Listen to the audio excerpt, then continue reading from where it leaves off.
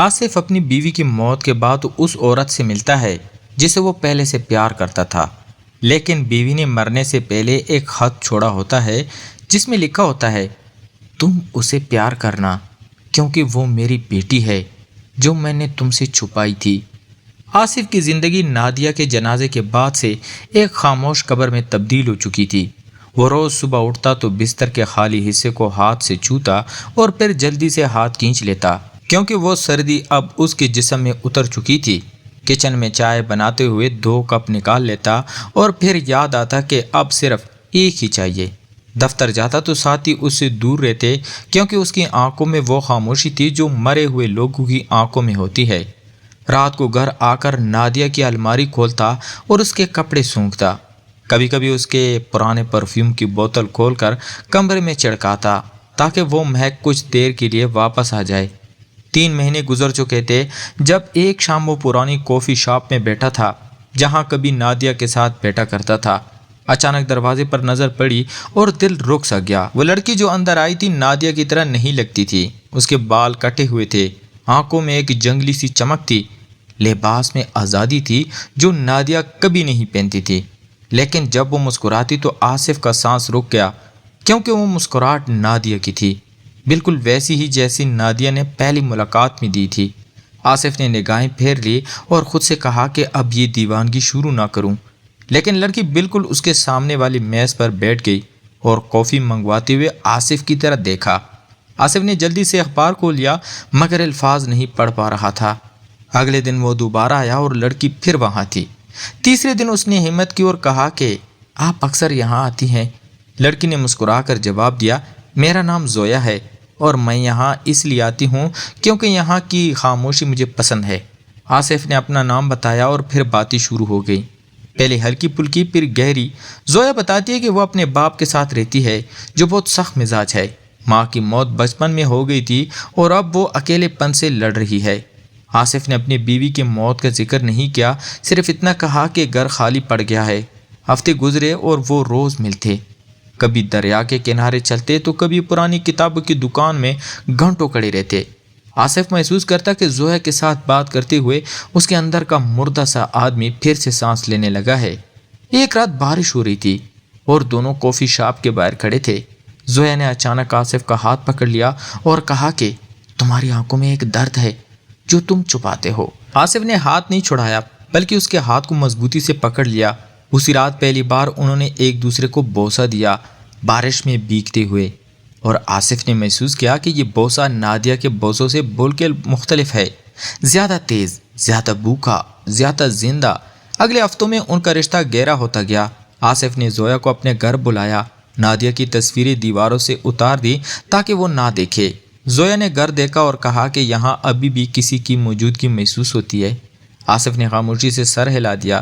رات گئے وہ ایک دوسرے کے قریب آئے، جسم ایک دوسرے میں گل مل گئے، اور اس لمحے آصف نے پہلی بار نادیہ کا نام نہیں بلکہ زویا کا نام لیا۔ صبح جب زویا سو رہی تھی تو آصف نے الماری کھولی اور نادیہ کی پرانی ڈائری نکالی جو مرنے سے 1 ہفتہ پہلے اسے دی گئی، اور کہا تھا کہ میرے مرنے کے بعد پڑھنا۔ آصف نے کئی مہینے اس ڈائری کو ہاتھ میں نہیں لگایا تھا کیونکہ اسے ڈر تھا۔ آج اس نے ہمت کی اور آخری صفحہ کھولا۔ نادیہ کے ہاتھ کے لکھے الفاظ تھے، آصف اگر تم یہ پڑھ رہے ہو تو میں نہیں رہی، میں نے تم سے ایک سچ چھپایا ہے جو میری زندگی کا سب سے بڑا بوجھ تھا۔ ہماری شادی سے پہلے میرا ایک رشتہ تھا، اس میں سے میری ایک بیٹی ہوئی جسے میں نے اپنے خاندان کے دباؤ میں کسی رشتہ دار کے پاس چھوڑ دیا تھا۔ میں نے کبھی تمہیں نہیں بتایا کیونکہ مجھے ڈر تھا کہ تم مجھے چھوڑ دو گے۔ اس بیٹی کا نام زویا ہے، وہ اب بڑی ہو چکی ہے۔ میں نے اس کے پتے کا پتہ اپنے پرانے دوست کے پاس چھوڑا ہے، تم اسے ڈھونڈنا اور اس سے پیار کرنا کیونکہ وہ میرا خون ہے اور اب تمہارا بھی۔ میں تمہیں معاف نہیں کر سکتی اگر تم نے اسے ٹھکرا دیا، اور اگر تم نے اسے پیار کیا تو یاد رکھنا کہ تم میری بیٹی سے پیار کر رہے ہو۔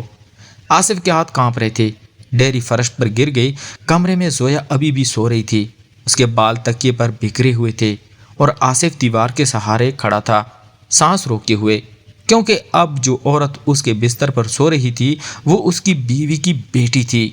وہی جس سے وہ گزشتہ 3 مہینے سے دیوانہ وار پیار کرتا رہا، اور باہر سورج نکل رہا تھا جیسے کچھ ہوا ہی نہ ہو۔ آصف نے پوری رات جاگ کر گزاری، ڈائری کو بار بار پڑھا، اور صبح جب زویا آنکھیں کھول کر مسکرائی، اس نے اپنے چہرے پر کوئی تاثر نہیں آنے دیا، بلکہ عام سی باتوں سے دن گزرا۔ دوپہر کو بہانے سے گھر سے نکلا اور نادیہ کے پرانے دوست کامران کے پاس پہنچا، جس کا پتہ ڈائری میں لکھا تھا۔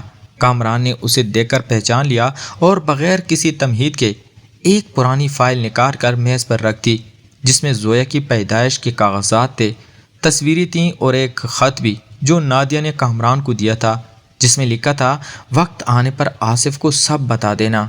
آصف نے کاغذات پلٹے تو تاریخیں بالکل درست بیٹھ رہی تھی۔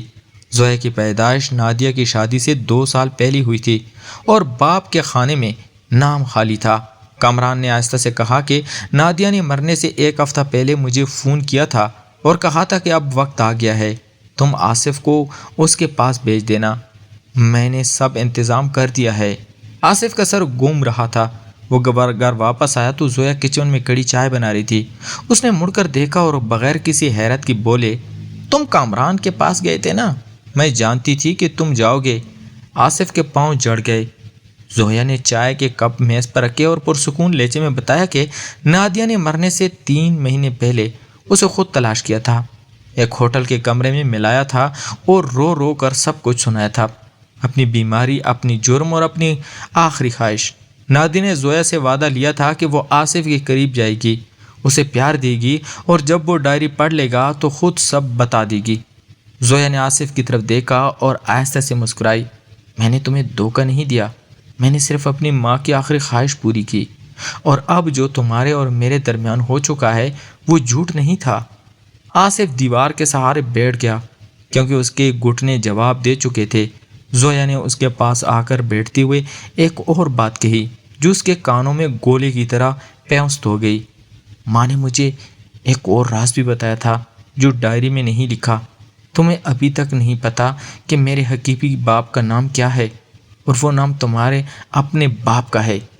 کمرے کی ہوا اچانک بھاری پڑ گئی جب وہ نوجوان عورت نے وہ جملہ مکمل کر دیا۔ مرد کے چہرے پر خون جیسے خشک ہو گیا اور اس نے دیوار کو مضبوطی سے پکڑ لیا تاکہ گر نہ جائے۔ اس کے دماغ میں پرانی یادیں ایک ساتھ گھومنے لگی، جب وہ بچپن میں اپنے گھر کے بڑے کمرے میں بیٹھا ہوا تھا اور باہر سے آنے والی آوازیں سنتا تھا جو کبھی کبھار رات کے اندھیرے میں بلند ہو جاتی تھی۔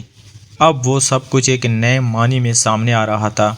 عورت نے اس کے قریب رہ کر مزید بتایا کہ اس نے پرانی تصاویر اور کاغذات اکٹھے کیے تھے جو کسی محفوظ خانے میں بند تھے، اور ان میں سے ایک تصویر ایسی تھی جس میں ایک نوجوان مرد کھڑا تھا جو اس گھر کے مالک سے مشابہت رکھتا تھا۔